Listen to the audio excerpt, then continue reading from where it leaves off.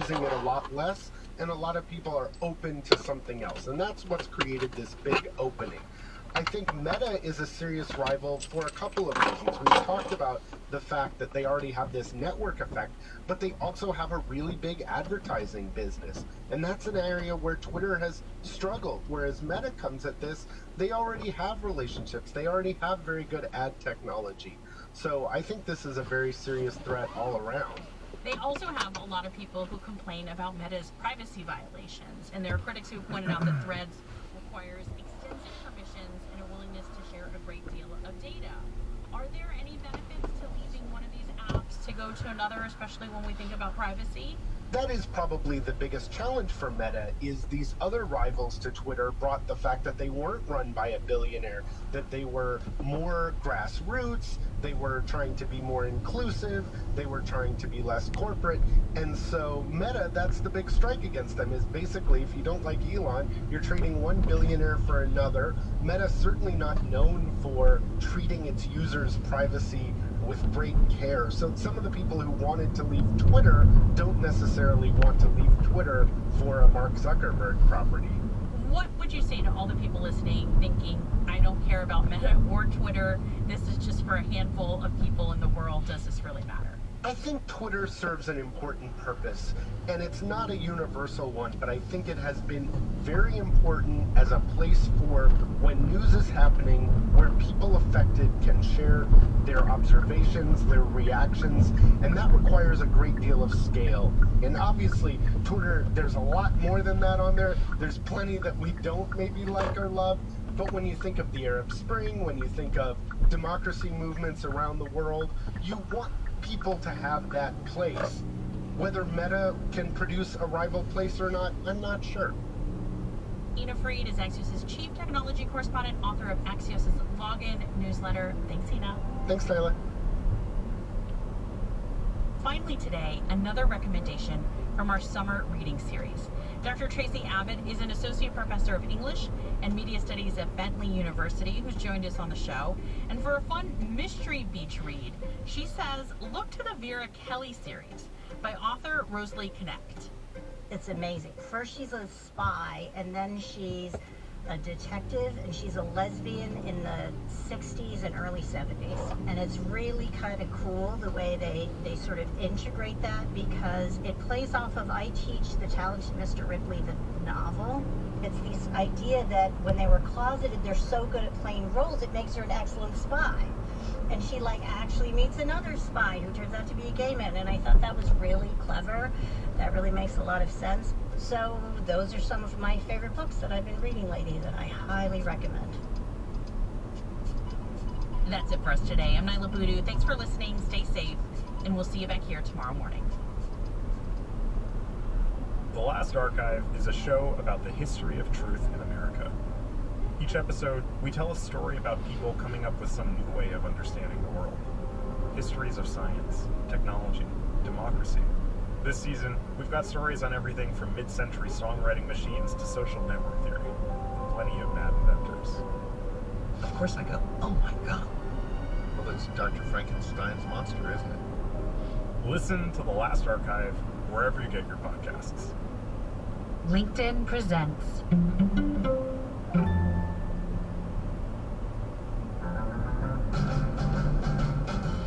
Hey folks, how was your 4th of July? Nice weather, tasty food, good company. Would you describe it as fun? Fun is a word that I would use to describe my long weekend. It involved a combination of kids, beach, cookouts, and lots of rosé sipping friends. I learned something this weekend. It turns out if you wear a straw hat, tells us about how receptive the court is to the conservative movement's legal agenda, and why the story of this term is more complicated than the previous term. We talk with Adam Liptak, who covers the Supreme Court for the New York Times. Join us. Fresh air this afternoon at 1 o'clock on 91.7 WVXU. Support for NPR comes from this station and from BritBox with the latest season of Father Brown, Season 10. This and more mysteries following unofficial detectives, including Miss Marple and Jonathan Creek, streaming at BritBox.com/NPR. From Melville Charitable Trust, committed to ensuring all people have a safe, stable, and affordable home that allows them to thrive. Information about ways to prevent and solve homelessness is at melvilletrust.org. From EBSCO, currently hiring and committed to letting people thrive. Information about hybrid and remote positions is at careers.ebsco.com. And from the John D. and Catherine T. MacArthur Foundation at macfound.org. This is Morning Edition from NPR News. I'm Rob Schmitz. And I'm Michelle Martin. You've probably heard stories about how hard it is to get childcare if you can't afford it, but all over the country there are people who can and are willing to pay, and they still aren't getting it. Sarah Gonzalez with her Planet Money podcast explains that parents, daycare workers, and daycare owners are all trapped in a very weird, very broken market.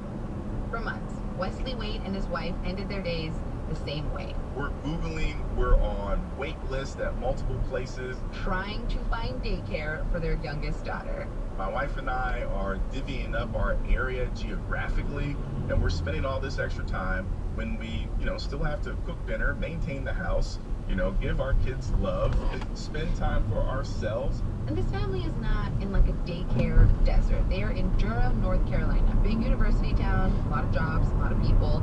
Wesley is a mental health counselor, getting his PhD. His wife is an attorney. They are both pretty good at researching. They just can't find a spot. They're lowering their standards. There were places that we never considered for our first child. They're like, oh, well, my baby's going to be in the most pristine care, right? That we said, okay, if they're able, they're open, because your options are limited. But even the places they definitely did not want to send their two daughters to were full. So I actually ended up leaving my full-time job just so I could be the flexible parent that can stay home. This is a person who wants to pay for a service, who has the money, but can't. He was being put on wait lists, 6 months, 9 months. In traditional economics, wait lists are a sign that something isn't right. It actually means that the price is too low. But how can that be? Take any childcare spot, like this one in Iowa. So we call ourselves Bluff's Little Thinkers. Bluff. Yep, like Sergeant Bluff. Who's Sergeant Bluff? So Sergeant Bluff is our town, like the suburb, yep. Kelsey Anderson is the director of Bluff's Little Thinkers. They have babies from 6 weeks old to 5 years old. Yep, the 6 weeks old is the youngest that they can come, for sure. No. And childcare for infants, for the babies, is the most expensive, for parents and for daycares. Okay, let's talk about your books. So I do have a printout here of the books. So like anywhere between 40 to 55,000 for a deposit, like for the month. Deposits are what parents pay you? Yes, yep. And then how much money do you pay in labor? Our payrolls monthly would definitely be over 30,000. In a month, when they're bringing in $40,000 from parents, $33,000 goes to labor. It's more than 80% of their costs. In other industries, like say fast food, labor is like 25% of total costs. And if you're thinking, at least daycare workers are getting paid well, right? Well, they are not. Kelsey pays $12 to $15 an hour. Is that enough to, really get by in Sergeant Bluff? It's not a livable wage. It's absolutely not a livable wage in any way, shape, or form. In Sergeant Bluff, Iowa, or in Durham, North Carolina, you can make more money walking someone's dog than taking care of their kid, or being a parking attendant, working in retail. Yep. So Starbucks, Target, just anything that we have in our... all pay more? Oh, absolutely. Like I saw a Chick-fil-A sign the other day that said starting at $16.75. But Kelsey says she can't pay as much as these stores do because she has a lot more people to pay. In childcare, there are laws about child-teacher ratios. For Kelsey's 72 kids, she needs 25 people on staff. Jessica Brown is an economics professor at the University of South Carolina's Business School, and she's a mom of 4. Yeah, the baby's 3 weeks old. Wait, he's 3 weeks old? Mm-hmm. I feel like I should not be talking to you. You of all people should be like, no, you're drawing a line. I'm not good about that. Jessica decided to study the childcare market when she was getting her PhD in economics at Princeton while looking for childcare and not finding any. If we had, perfect markets, then the markets should adjust and the supply should come up, but it's not. Theoretically, the supply problem should kind of solve itself.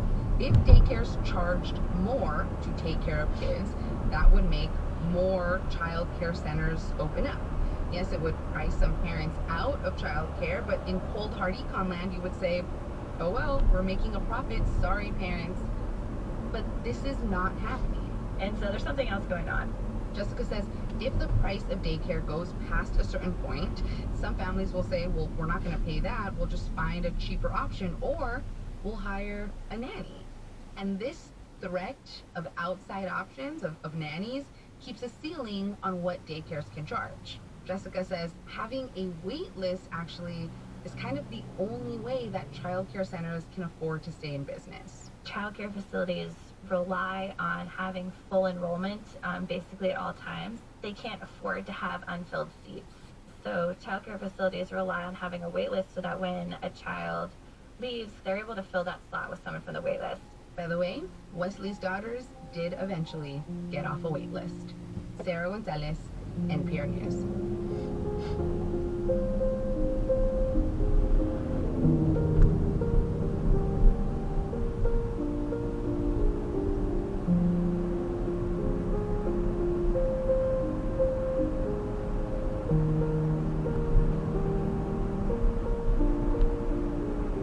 Support for Planet Money comes from Workday, committed to helping organizations adapt to change, using real-time data to uncover insights, stay decision-ready, and prepare for whatever's next. The finance, HR, and planning system for a changing world.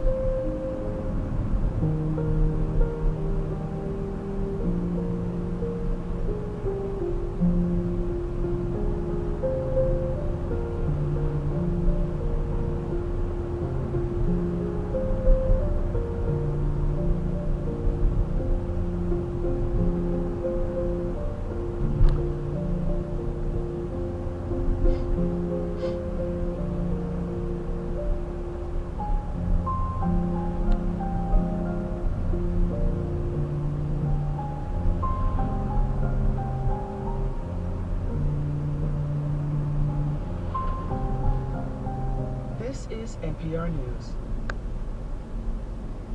Evictions are surging around the U.S. now that emergency protections have ended. While more than a dozen cities now say tenants have a right to legal counsel, enforcing those laws can be a challenge. In some jurisdictions, the courts are saying, oh, there's no attorney available. Well, too bad. We're just going to evict the tenant anyway, which is a dereliction of duty on their part, in our view. That's on All Things Considered from NPR News. All Things Considered this afternoon at 4 o'clock until 6:30 with Bill Reinhardt on 91.7 WVXU. Coming up in 30 minutes, the BBC News Hour. Scattered showers in the forecast today. Some storms possible as well. Mostly cloudy otherwise. The high temperature 87. Partly cloudy, not as warm tonight, down to 65. And then tomorrow, partly cloudy and warm. The high 84. Right now, it is 73 degrees in Cincinnati. This is 91.7 WVXU. It's 8:30.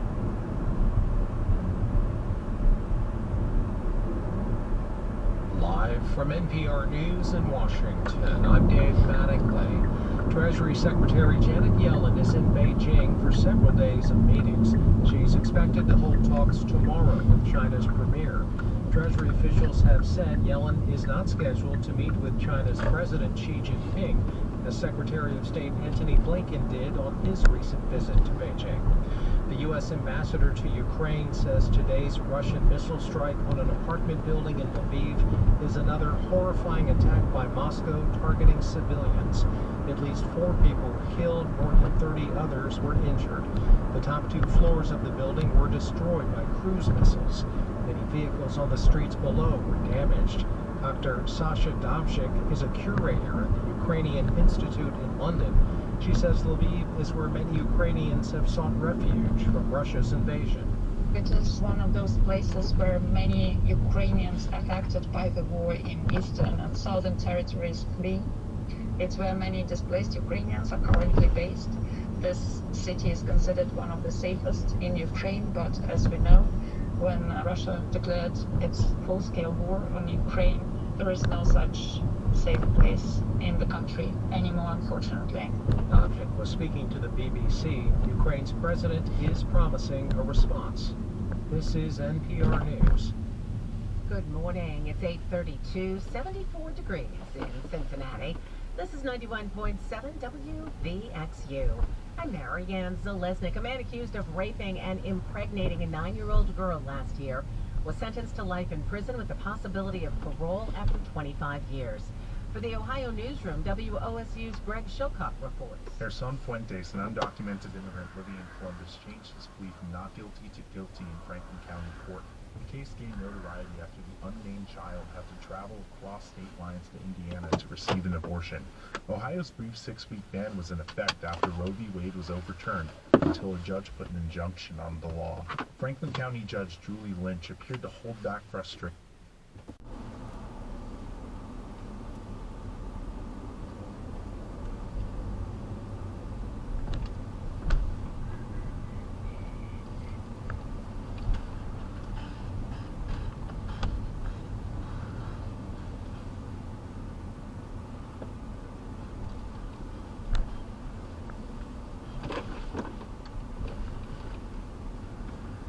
Alright, I'm taking another group, or meeting another group of coworkers at Hot and Spicy in Fairfield. We're gonna have some Nepali food.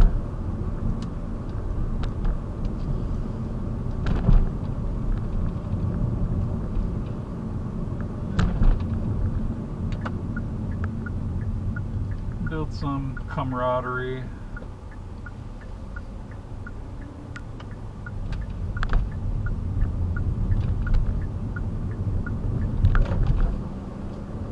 It's nice to see people that are interested in meeting up after work and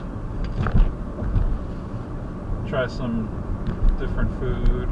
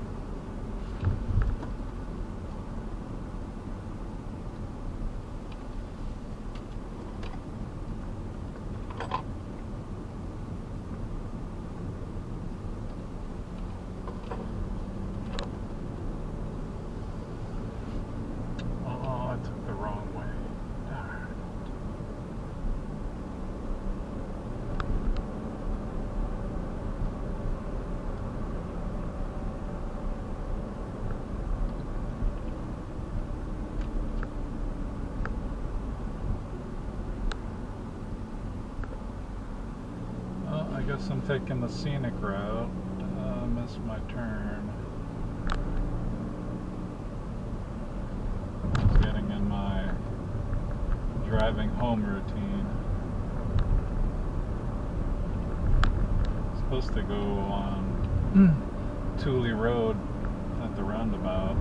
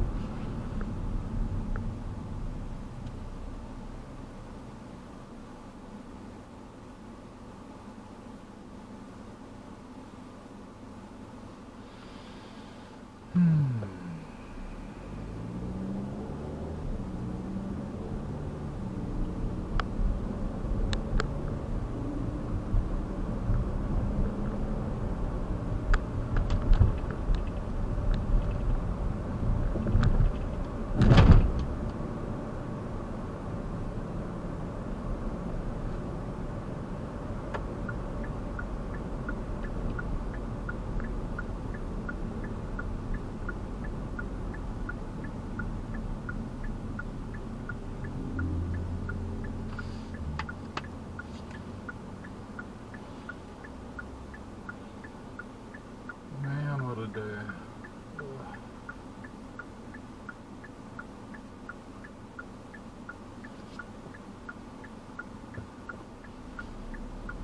Come on, people. Green, green, green.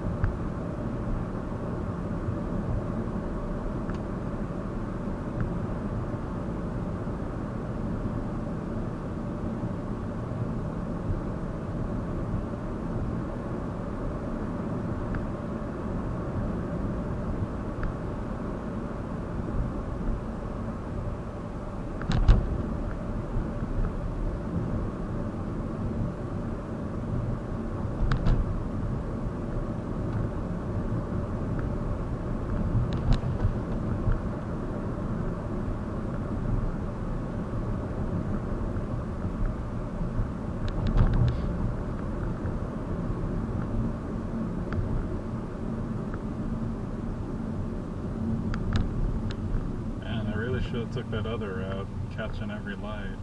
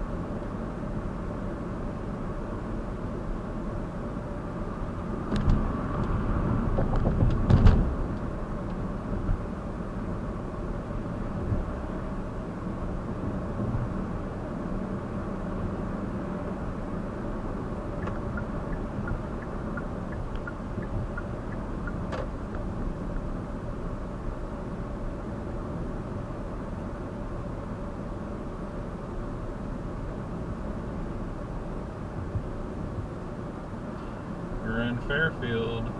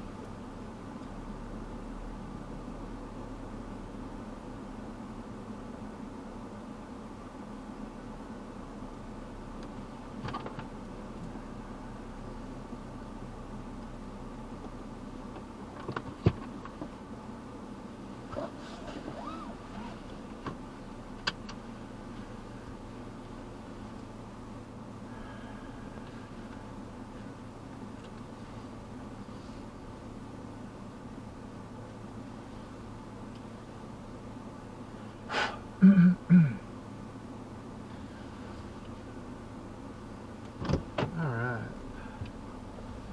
Oh, a pretty good turnout.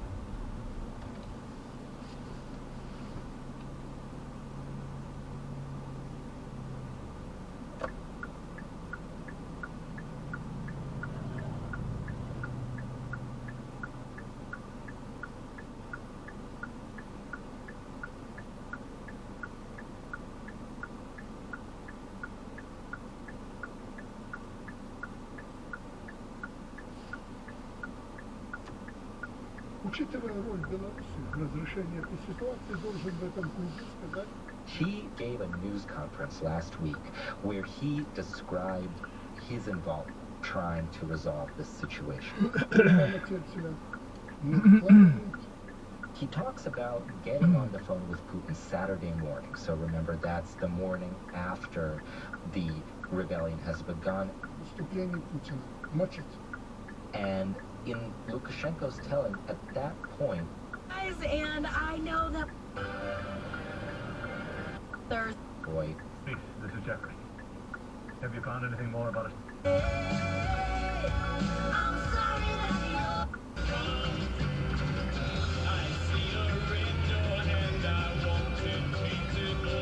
A favor and pour me some grab my guitar and play. Crazy over me. In my life is where it stays. Always wants to be. I've never been so loved. He beats all I've ever seen. Mama, he's crazy. He's crazy over me.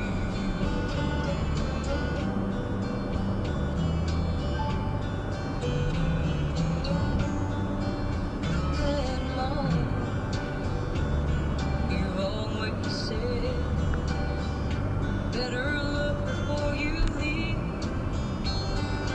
Maybe so, but here I go. Let my heart lead me. He thinks I own the moon and stars. I think he's a living dream.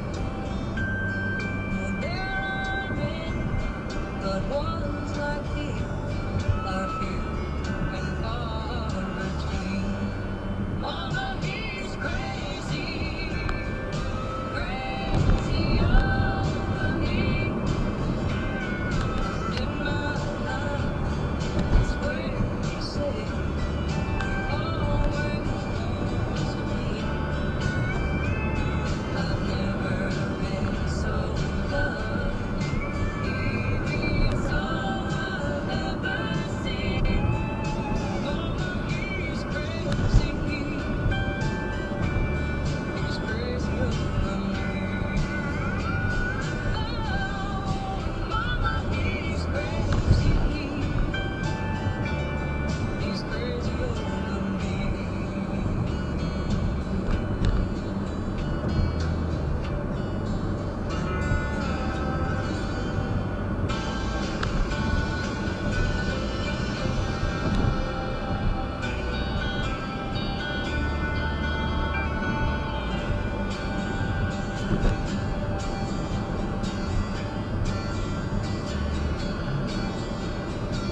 I hear you just got married. Took him up long, hard road. And you were all smiles that way. You cried, you kissed him. I got no invitation. I've got some mailman didn't bring it to me. But I see the whole thing in slow motion. Every night as I drive to sleep. My buddy John said you look real pretty. And you acted like you were alive. He said the preacher asked for Jesus. And he thought about standing up. I thought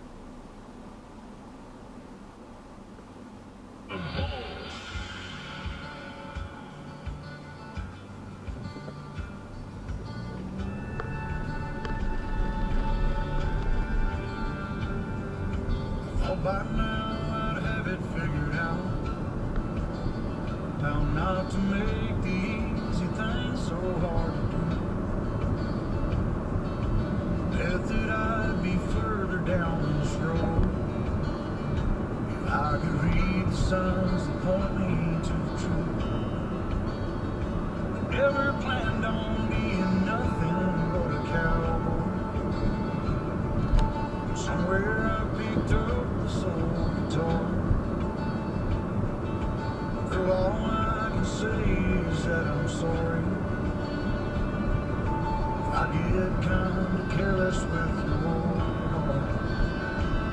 All the headlights, all the midnights, chasing all that empty, still ain't got it right. All the crazy, all the gypsy, I guess all I'm saying is forgive me if I don't know what I'm doing. I'm still learning to be human. So far I've been good at burning bridges. Strike a match and ride right out of town. Bless your heart for never trying to fix me, quit me, slow me down. All the headlights, all the midnights, chasing all that empty, still ain't got it right. All the crazy, all the gypsy, I guess all I'm saying is forgive me if I don't know what I'm doing. I'm still learning to be human.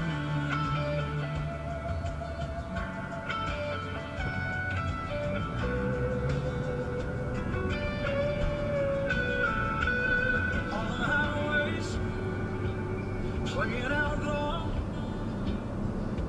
rolling out of nowhere with the brakes off. All the crazy and the whiskey, waking up and wondering what hit me. Oh, forgive me, I really don't know what I'm doing, 'cause I'm still learning to be human. Still learning to be human.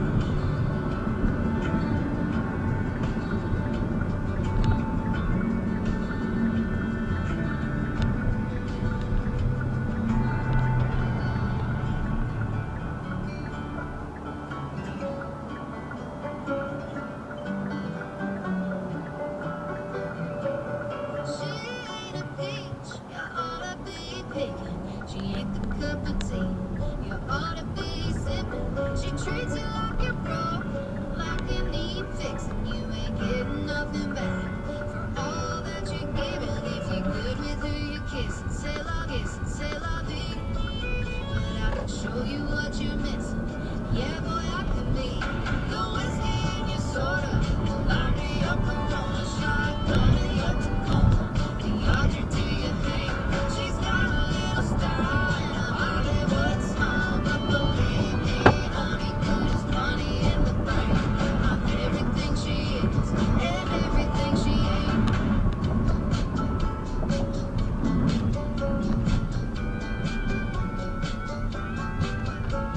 She sees diamonds, but I'm seeing stars. You should leave her on an island, dance with me in this bar.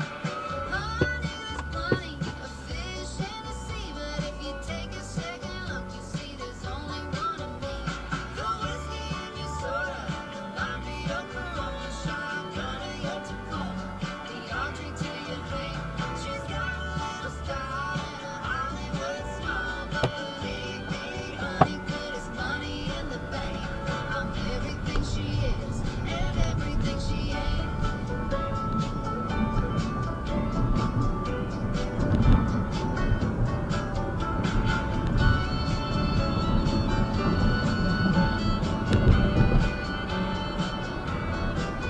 She's all wrong for you, just the girl next door you know is right as rain. The whiskey in your soda, the laundry of Corona, shotgun in your Tacoma, the Audrey to your thing. She's got a little style and a Hollywood smile, but believe me, honey, good as money in the bank. I'm everything she is and everything she ain't. I'm everything she is and everything she ain't. 105.1 HD2.